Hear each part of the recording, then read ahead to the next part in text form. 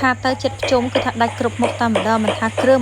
ការីគ្រឿងបុកគ្រឿងគោគ្រឿងស្លឹកគឺដាច់គ្រប់មុខបងអើយនិយាយទៅមានគ្រឿងផ្សំកាហ្វេកប៉ុកទាំងអស់នេះនៅក្នុងផ្ទះគឺវាងាយស្រួលនិយាយទៅចង់ធ្វើពេលណាធ្វើពេលហ្នឹងហើយអត់ហត់ទៅអង្គុយបុកគ្រឿងបុកអីចឹងណាខ្ញុំជឿតារវល់ណាគឺថាអីក៏តម្លាក់ចោលដែរដូចខ្ញុំអញ្ចឹងឃើញខ្ញុំអ្នកលក់គ្រឿងណាប៉ុន្តែពេលខ្លះខ្ញុំរវល់អត់មានពេលធ្វើម្ហូបទេដោយសារមកបងបុកកាកំងខ្លាំងអត់ដល់ពេលអញ្ចឹងប្រឹងតែធ្វើ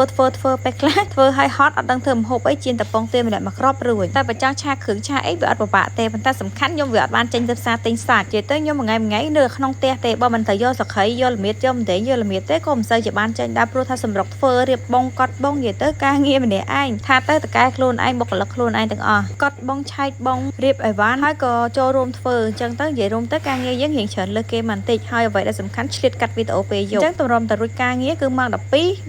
12ប៉ុន្តែអត់ដែរម៉ោង11ទេមួយរយៈនេះគឺមានតែម៉ោង12:40 1ដល់2សម្រាប់គ្រឿងដែលម៉ាក់កំពុងតែដាក់ចូលកែវនេះគឺជាប្រភេទគ្រឿងឆាភ្ញៀវកំងណានិយាយទៅគ្រឿងឆានេះខ្ញុំអត់សូវចង់ទទួលទេដោយសារឆាទៅវាចុះគីឡូ3គីឡូឆាបានតែ2គីឡូទេតែពេលខ្លះភ្ញៀវគាត់ចង់បានដោយសារគាត់នៅខាងក្រៅប្រទេសអីចឹងគាត់ពិបាកគាត់ស្នំពោះចង់ឆាអីចឹងទៅយើងក៏ធ្វើជូនចឹងទៅរួចការងារមួយក៏ចាប់ផ្ដើមមកដល់វគ្គចៅម៉ាំនេះដោយសារយើងចៅអត់ជូរណាចឹងយើងត្រូវចៅមកយប់យើងផ្អាប់ទុកតែមកយប់ទេគឺយើងយកចេញមកចាហើយពុទ្ធដោយសារជើងនេះគឺភ្ញៀវកំងក្រៅប្រទេសច្រើនខ្លាំងមែនតើ5 6 4ចាហើយ6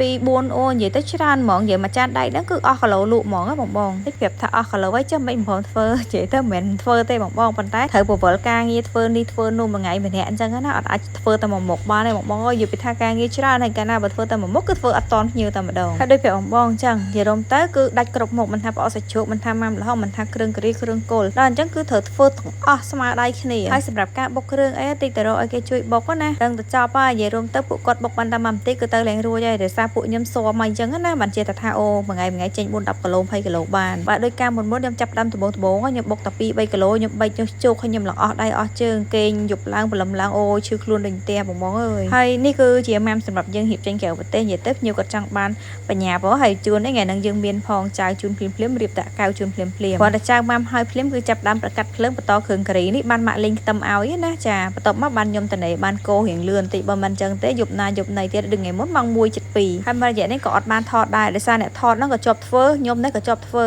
វីដេអូប្រហែលអស់ថ្ងៃហ្នឹងឯងចាស្អែកដូចអត់មានវីដេអូទេដោយសារអត់មានអ្នកថតឲ្យសោះតែម្ដងបើនិយាយពីការងារស្លឹកគ្រៃនៅនេះគោ4ដុំឡើយតែឆ្លៀតកាត់វីដេអូផុសមួយសិនផ្លេចបងត្រូវការគ្រឿងការីយើងមានស្តុកតរដូវភ្ជុំហើយទិញទុកឲ្យចាស់ៗនៅផ្ទះទៅបងងាយស្រួលគាត់ចង់ស្លការីយកទៅវត្តអត់ហត់មិនបាច់បាក់ព្រើបង